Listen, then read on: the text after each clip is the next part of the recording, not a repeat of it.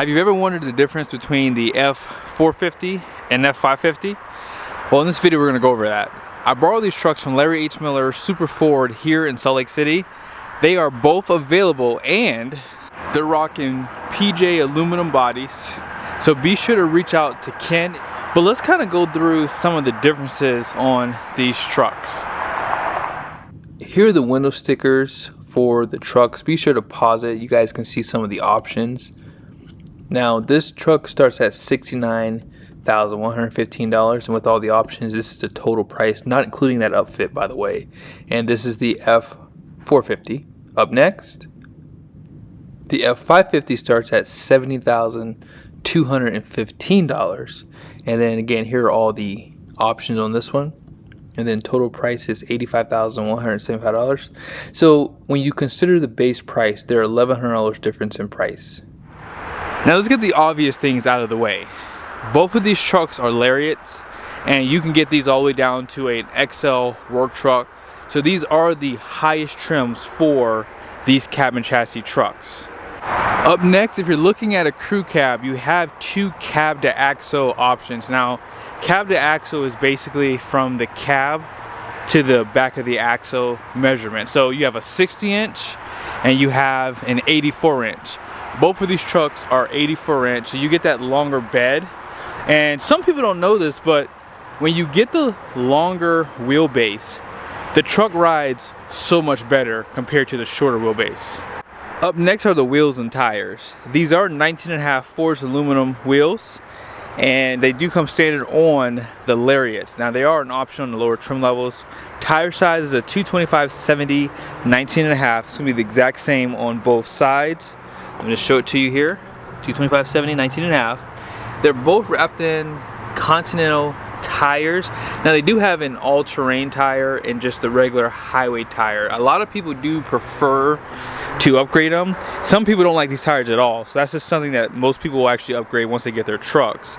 Now as far as the suspension goes, they are going to have that wide front track on both sides, and I'll go over the capacities for the axles here in a second. That's why you see these larger fender flares. And as far as the rear goes, this is where a lot of the differences are going to be. Now, starting off on the F450, you guys will see here, there's the leaf pack. Let's go check one without a bed on it. So we have an F450 and an F550. So starting with the F450, there's going to be 10 leaves in the main pack here. So 1, 2, 3, 4, 5, 6, 7, 8, 9, 10. So you have 10 in the main leaf pack. Here's the hardware. And then you have this one overload. You guys see the bump stop here. Now on this side, same story. So you have 1, 2, 3, 4, 5, 6, 7, 8, 9, 10 in the main leaf pack. Hardware looks exactly the same. And then you have that one overload here. Now obviously these leaves look exactly the same, but you guys can see here the hanger is slightly different for the F450, right? So I'm willing to bet you the spring rate is slightly different on this side of the house here, which is obviously because you have a higher gross vehicle weight rating, okay?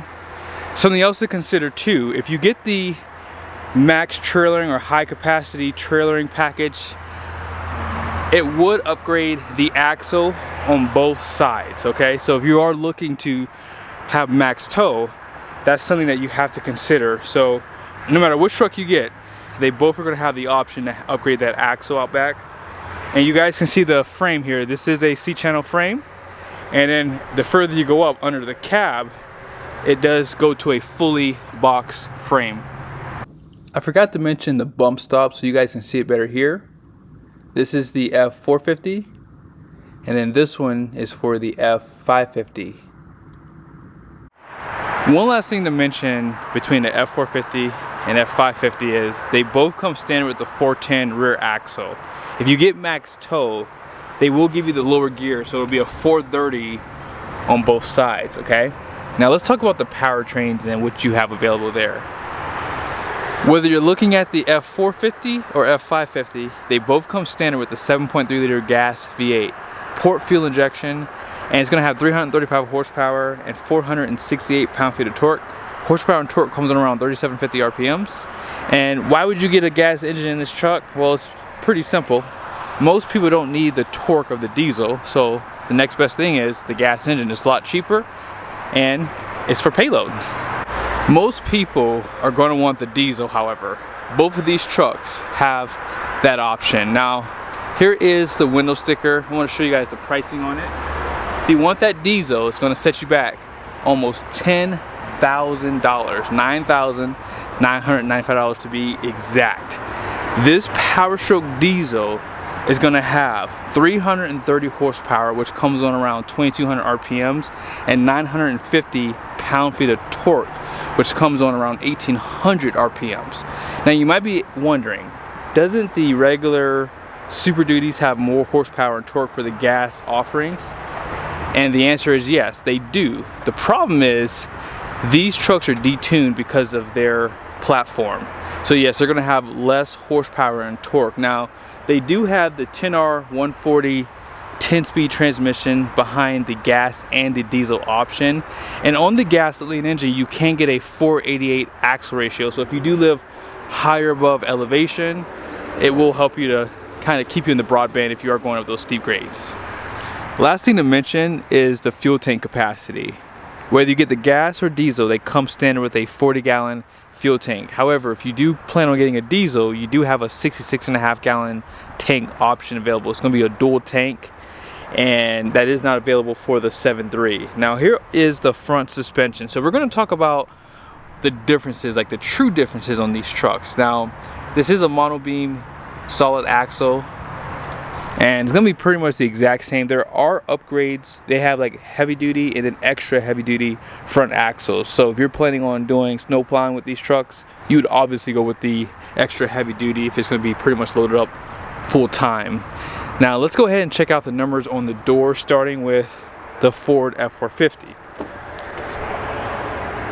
Here is the front gross axle rating, 6,500 pounds. For the F550, it's going to be the exact same. Now you guys can see that rear gross axle rating for this truck is 13,660 pounds.